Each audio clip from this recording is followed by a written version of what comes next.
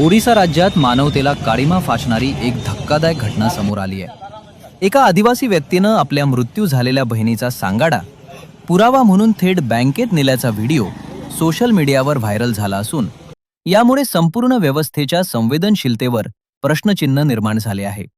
मिळालेल्या माहितीनुसार संबंधित व्यक्तीला काही प्रशासकीय व बँकिंग प्रक्रियांसाठी मृत्यूचा पुरावा सादर करण्यास सांगण्यात आले होते।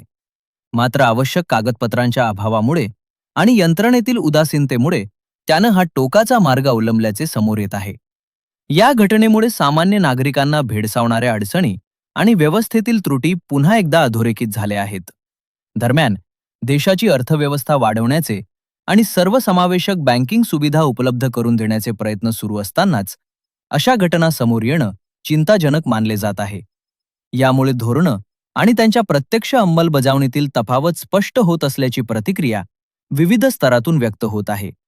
या प्रकरणाची दखल घेऊन संबंधित प्रशासनानं चौकशी करून दोषींवर कारवाई करावी, तसेच भविष्यात अशा घटना टाळण्यासाठी ठोस उपाययोजना कराव्यात, अशी मागणी नागरिकांकडून होत आहे। Karmad live report.